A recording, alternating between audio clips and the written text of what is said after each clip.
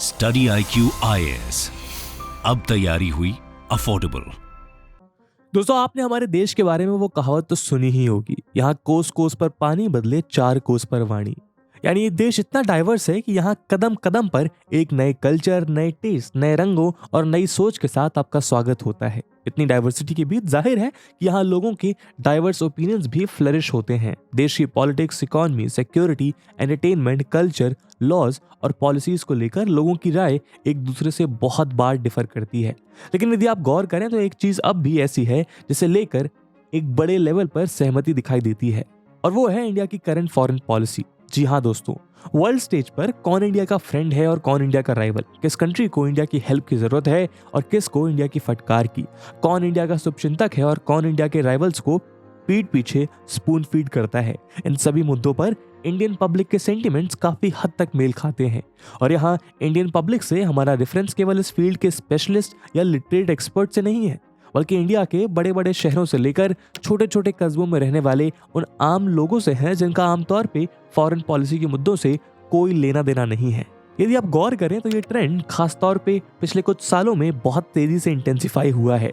तो आखिर एक ऐसा देश जहां फॉरेन पॉलिसी हमेशा एक एलीट इंस्टीट्यूशन रहा है और कभी भी आम लोगों की जरूरतों में फीचर नहीं हुआ, वहां आज ये मेन स्ट्रीम कैसे हो गया? 2014 के बाद इंडियन फॉरेन पॉलिसी की रूपरेखा में ऐसे कौन से बदलाव हुए जो इस फील्ड के लोगों को करीब लेकर आए हैं? एस जयशंकर की फॉरेन पॉलिसी की वो क्या यूनिकनेस है जिसके कारण वो उसको लोगों के बीच इतना मेन स्ट्रीम कर पाए हैं? आज के वीडियो में हम इन्हीं सवालों के जवाबों को जानने की कोशिश करेंगे। लेकिन आगे बढ़ने से पहले मैं आपको बता दूं कि इस वीडियो की इंपॉर्टेंस यूपीएससी मेंस के GS2 के IR सेक्शन के लिहाज से काफी ज्यादा है। इसके बारे में हम वीडियो के अंत में और भी बात करेंगे, पर फिलहाल के लिए अपने डिस्कशन को हम आगे बढ़ाते हैं। दोस्तों, आप सब ने स्टडी IQ के फाउंडेशनल बैचेस को बेशुमार प्यार और भरोसा दिया, और इसी ट्रस्ट, इसी जीत की तैयारी को कंटिन्यू रखने के लिए अब स्टडी IQ ने प्रण लिया है कि यूपीएससी CSE 2024 में आपको अपने कंपटीशन से आगे रखने के लिए और आपके सिलेक्शन को इंश्योर करने के लिए स्टडी IQ अपना live foundation pre plus mains batch लेके आया है 2024 यूपीएससी एग्जाम के लिए। इन बैचेस में दोस्तों आपकी तैयारी के हर एक डायमेंशन को एक्सटेंसिवली कवर किया जाएगा, और इसके लिए आपको मिलेगा 1000+ आवर्स का लाइव कंटेंट, जिसमें NCERT से लेकर रेफरेंस बुक, प्रीलिम्स के लिए प्रैक्टिस क्वेश्चंस, मेंस के answer writing practice, weekly revision test, handwritten notes और आपकी प्रिपरेशन में हर कदम आपके साथ चलने के लिए 1-to-1 मेंटोरशिप। और दोस्तों, ये सब कुछ आपको मिलेगा 18,999 के सुपर डिस्काउंटेड प्राइस पे अगर आप AG live coupon code use करते हैं। बैचेस में क्लासेस की शुरुआत 20th जनवरी मॉर्निंग 8 AM से हो रही है। तो अब आप भी पूरे देश के एस्पिरेंट्स के साथ बोलिए कि आप तैयारी हुई अफोर्डेबल स्टडी IQ के साथ। बाकी सभी अपडेट्स के लिए आप मुझे मेरे सोशल मीडिया हैंडल्स पे फॉलो कर सकते हैं।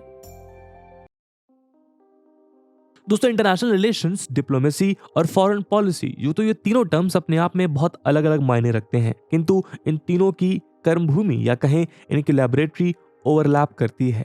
ये तीनों ग्लोबल स्टेज पर 2 या 2 से ज्यादा देशों के आपसी रिलेशंस को गवर्न करते हैं। आज इस फील्ड को पढ़ने और रिसर्च करने के लिए इंडिया में बहुत से प्रीमियर इंस्टीट्यूट्स और थिंक टैंक्स मौजूद हैं, लेकिन एकेडमिक राइटिंग्स के मुताबिक शुरुआत से ही ये कहानी ऐसी नहीं थी। इंडिया में ये एक एलिटिस्ट फील्ड की तरह परसीव किया जाता था। ब्रिटिश के एक्सप्लॉइटेटिव रूल से जब इंडिया आजाद हुआ, उस समय कॉमन इंडियंस की प्रायोरिटीज में देश विदेश के मसले उस हद तक फीचर नहीं करते थे।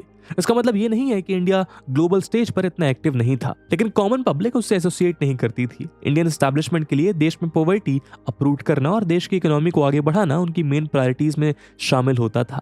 रिसर्चर्स को लगता था कि फॉरेन पॉलिसी मैटर्स पर आम पब्लिक का ओपिनियन खास मायने नहीं रखता। उनको लगता था कि इंडियन पब्लिक के लिए फॉरेन पॉलिसी एक लीस्ट इंपॉर्टेंट इशू है, इसलिए वो भी हमेशा एलीट ओपिनियन पर ही फोकस किया करते थे। लेकिन पिछले कुछ सालों में इन चीजों में ड्रास्टिक चेंज देखा गया है। आइए इसको समझने के लिए पहले कुछ रिसेंट स्टैटिस्टिक्स देखते हैं। तो दोस्तों, हाल ही में ऑब्जर्वर्स रिसर्च फाउंडेशन ने इंडियन यूथ के साथ फॉरेन पॉलिसी सर्वे 2022 कंडक्ट किया। इस सर्वे के 77 रिस्पोंडेंट्स ने इंडिया की करंट फॉरेन पॉलिसी को पूरी तरह से अप्रूव किया। 84% रिस्पोंडेंट्स ने चाइना के साथ बॉर्डर कॉन्फ्लिक्ट्स को इंडिया का सबसे बड़ा फॉरेन पॉलिसी चैलेंज बताया। एक ह्यूज मेजॉरिटी ने चाइना को इंडिया का लीस्ट फेवर्ड पार्टनर घोषित किया। पाकिस्तान को लेकर डिस्ट्रस्ट और हॉस्टिलिटी एक कॉन्स्टिट्यूएंट फीचर के रूप में दिखा।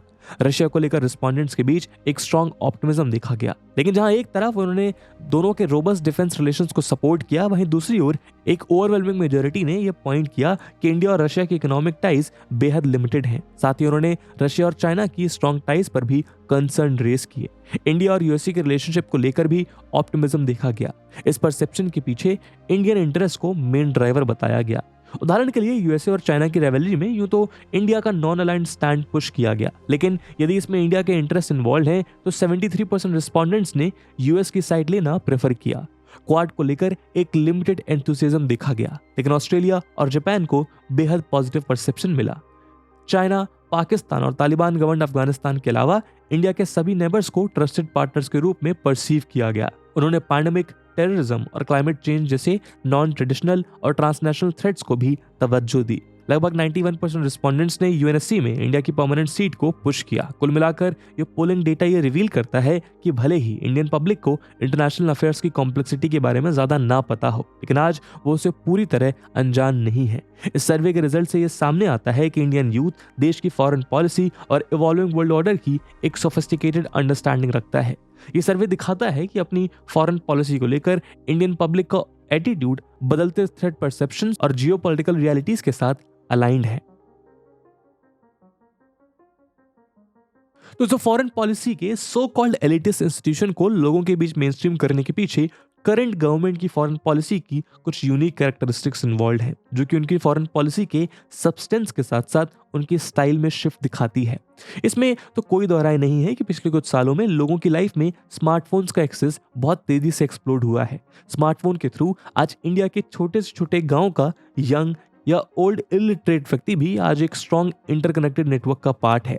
साथ ही इंडिया एक मोबाइल फर्स्ट न्यूज मार्केट है, जहां 68% मेजॉरिटी न्यूज को अपने स्मार्टफोन्स के थ्रू कंज्यूम करती है। आज की इस इंफॉर्मेशन एज में न्यूज सोर्सेज के एक्सप्लोजन और उनके इजीली एक्सेसिबल मीडियम्स ने लोगों को फॉरेन पॉलिसी डेवलपमेंट से अवगत कराने में एक अहम भूमिका निभाई है। स्पेशली आज सोशल मीडिया गवर्नमेंट और पब्लिक के एक्टिव कम्युनिकेशन का सबसे स्ट्रॉन्ग और स्पीडी मीडियम है। ये पॉलिसी मेकर्स और उनको गद्दी पर बैठाने वाली पब्लिक के बीच इंफॉर्मेशन गैप को सर्व करता है। न्यूज का ये रैपिड डिजिटलाइजेशन एक बेटर इन्फॉर्म्ड पब्लिक प्रोड्यूस करता है। करंट गवर्नमेंट ने मीडिया और उसकी इजी एक्सेसिबिलिटी के इसी पोटेंशियल को स्ट्रांगली यूटिलाइज किया है। पीएम मोदी ने अपनी एक्टिव सोशल मीडिया प्रेजेंस से अपने इलेक्टोरेट्स के लिए एक्सेसिबिलिटी का एक नया चैनल बिल्ड किया है। ट्विटर, फेसबुक, यूट्यूब और इंस्टाग्राम हैंडल्स और मन की बात जैसे प्रोग्राम्स के थ्रू वो लोगों के साथ एक डायरेक्ट कनेक्शन स्टैब्लिश कर पाते हैं। आप सोच रहे होंगे कि इन पब्लिक रिलेशंस का लेन देन तो केवल डोमेस्टिक पॉलिटिक्स से होता है, लेकिन ऐसा है नहीं। ये लोगों के बीच फॉरेन पॉलिसी इश्यूज को मेन स्ट्रीम करने में भी बहुत हेल्प करता है। इसका एक इंपॉर्टेंट एग्जांपल हमें former external affairs minister Shrimati Sushma Swaraj ji के थ्रू देखने को मिला, जब उनको उनकी ट्विटर डिप्लोमेसी के लिए फॉरेन पॉलिसी की लिस्ट ऑफ ग्लोबल थिंकर्स 2016 में एक स्पेशल स्पॉट अवार्ड किया गया। उन्होंने ट्विटर डिप्लोमेसी का नॉवल ब्रांड बहुत ग्रेसफुली अडॉप्ट किया। उनके सोशल मीडिया आउटरीच से डिप्लोमेसी को एक ह्यूमन फेस मिला, जिसको पीएम मोदी द्वारा भी खूब अपलॉड किया गया।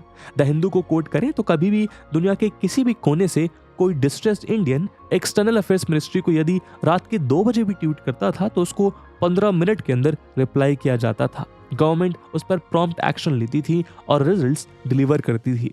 यानी उन्होंने फॉरेन पॉलिसी के डोमेन में पब्लिक एंगेजमेंट के लेवल को इतना हाई सेट कर दिया था। जिस फॉरेन पॉलिसी को एक्सक्लूसिवली एलीट डोमेन में रखा जाता था, करंट डिस्पेंसेशन ने उस फॉरेन पॉलिसी को अपने इलेक्टोरल कैंपेन्स के सेंटर स्टेज पर प्लेस किया। उदाहरण के लिए पुलवामा टेरर अटैक्स के रिस्पांस में की गई स्ट्राइक्स ने नेशनल सिक्योरिटी को लेकर पब्लिक कंसर्न को स्ट्रांगली अराउज किया। इसका टेंजिबल आउटकम हमें पीएम मोदी की अप्रूवल रेटिंग्स में देखने को मिला, जो बालाकोट स्ट्राइक्स के बाद 32% से सीधा 62% पर जंप कर गई। इसके बाद से लोकसभा इलेक्शंस में पीएम मोदी की पॉपुलैरिटी 47% से बढ़कर 62% तक पहुंच गई। इस एपिसोड में ये समझ आता है कि इंडियन इलेक्टोरेट आज केवल डोमेस्टिक इश्यूज को लेकर ही कंसर्न नहीं है, बल्कि इंडियन गवर्नमेंट देश की नेशनल सिक्योरिटी पर आने वाले थ्रेट्स को किस तरह परसीव करती है, उसको किस तरह फ्रेम कर रही है और उससे निपटने के लिए किन टूल्स को कितना इफेक्टिवली यूज कर पाती है। ये सब डोमेस्टिक ऑडियंस पर एक ह्यूज इंपैक्ट डालता है। पाकिस्तान से ओरिजिनेट होने वाले टेररिज्म और चाइना के टेरिटोरियल एग्रेशन के खिलाफ स्ट्रिक्ट जीरो टॉलरेंस की पॉलिसी ने पीएम मोदी की फॉरेन पॉलिसी को खूब पॉपुलराइज किया। लेकिन यहाँ हमें ध्यान रखने की जरूरत है कि फॉरेन पॉलिसी को लेकर पब्लिक सेंटिमेंट्स इलेक्टोरल आउटकम्स के लिए काफी नहीं होते हैं। उदाहरण के लिए पीएम अटल बिहारी वाजपेयी के टेन्योर में हुए पोखरण 2 टेस्ट ने उनको एक स्ट्रॉन्ग लीडर के रूप में पोर्ट्रे किया। उन्होंने इतने वल्नरेबल टाइम्स में एक डिसीजिव लीडरशिप का एग्जाम्पल सेट किया। एक पोल के मुताबिक पोखरण सेकंड टेस्ट के बाद 63% रिस्पोंडेंट्स ने न्यूक्लियर टेस्ट के डिसीजन पर ग्रेट सेटिस्फैक्शन, 76% ने सेफ और 91% ने प्राइड फील किया। किंतु वहीं दूसरी ओर कारगिल में इंडिया की विक्ट्री के बाद उनकी गवर्नमेंट को एक नो कॉन्फिडेंस मोशन फेस करना पड़ा। इसकी वजह से देश में फ्रेश इलेक्शंस की कॉल उठी। इससे साफ होता है कि इलेक्टोरल आउटकम्स एक बड़े पैमाने पर डोमेस्टिक पॉलिटिकल कंसिडरेशंस पर ही डिपेंडेंट होता है। खैर कुल मिलाकर सोशल मीडिया का प्रोलिफरेशन और ग्लोबल आइकन के रूप में पीएम मोदी का मिटियोरिक राइज और साथ ही एस जयशंकर की आउटस्पोकन फॉरेन पॉलिसी ने ओवरऑल देश में जियोपॉलिटिक्स या फॉरेन पॉलिसी को मेन स्ट्रीम करने में अहम रोल निभाया है।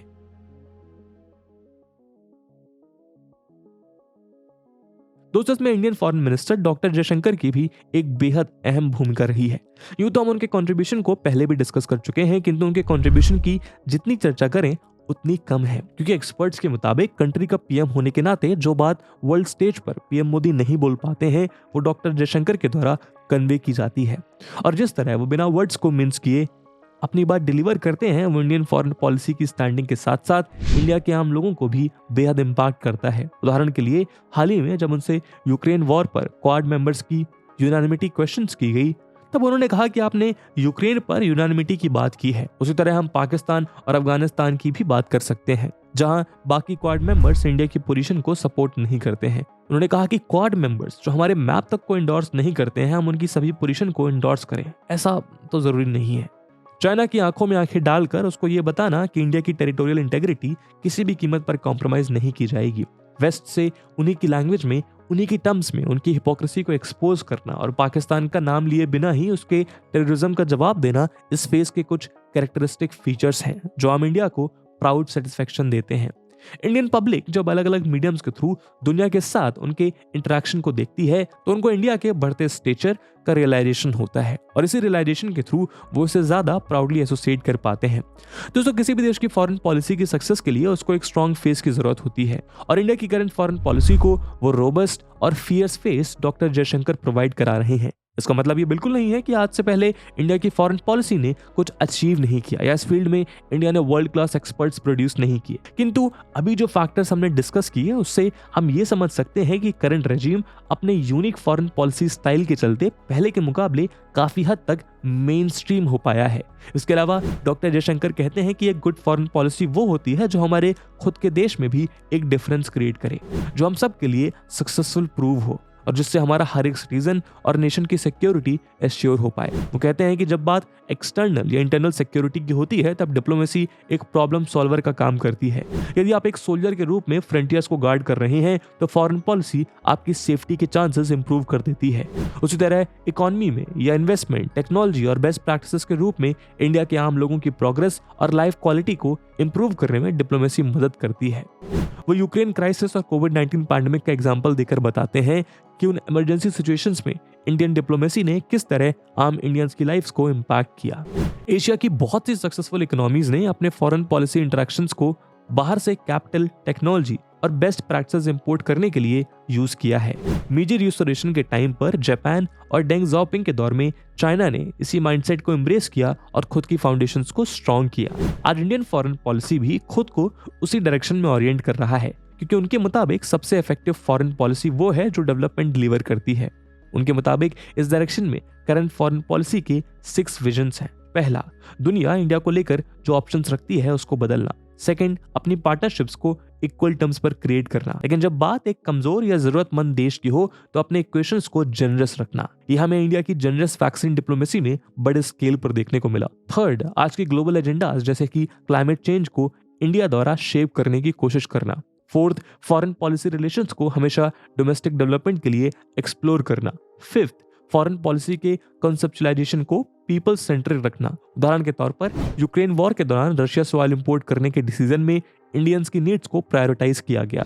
और सिक्स्थ, अपने कल्चर, ट्रेडिशंस और थॉट्स को अपनी बातों में आर्टिकुलेट करने के साथ साथ उनसे इंटरनेशनल डिबेट्स को इन्फ्लुएंस करना।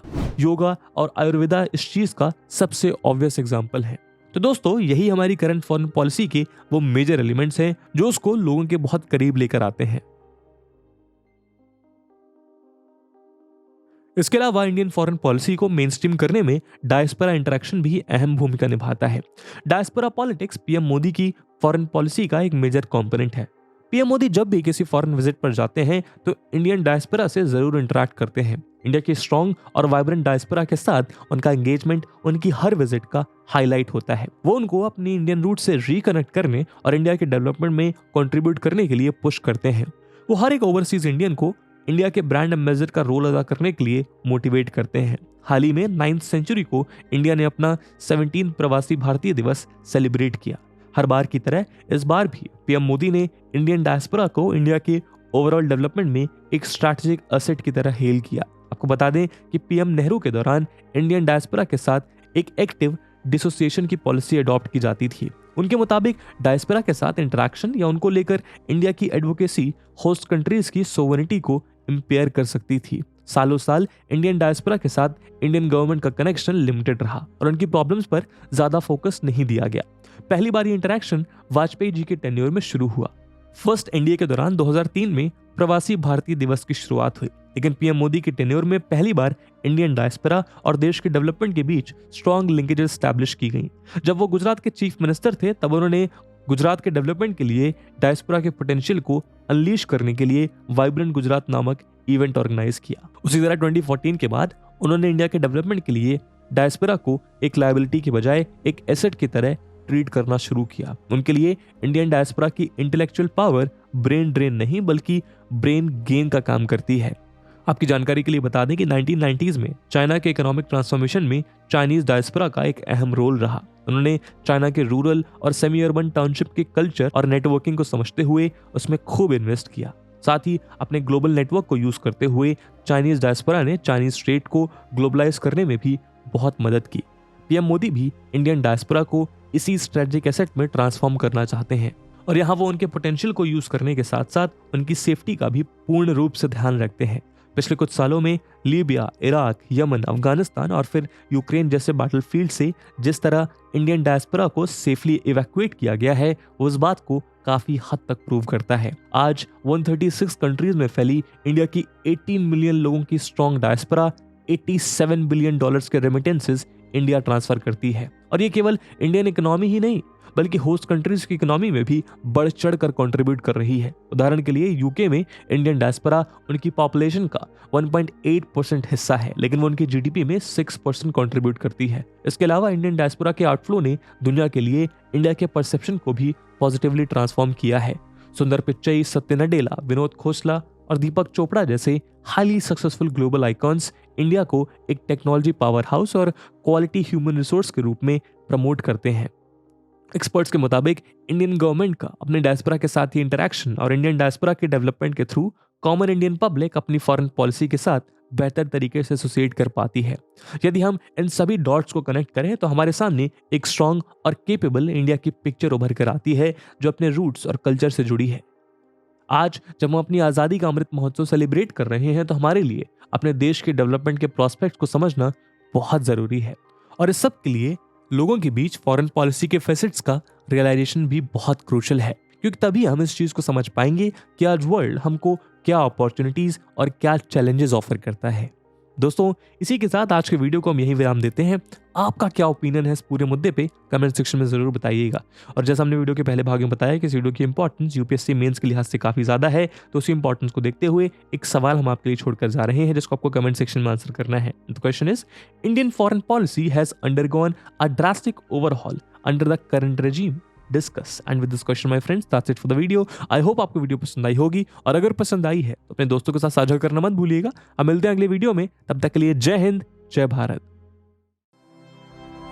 स्टडी IQ IAS, अब तैयारी हुई अफोर्डेबल।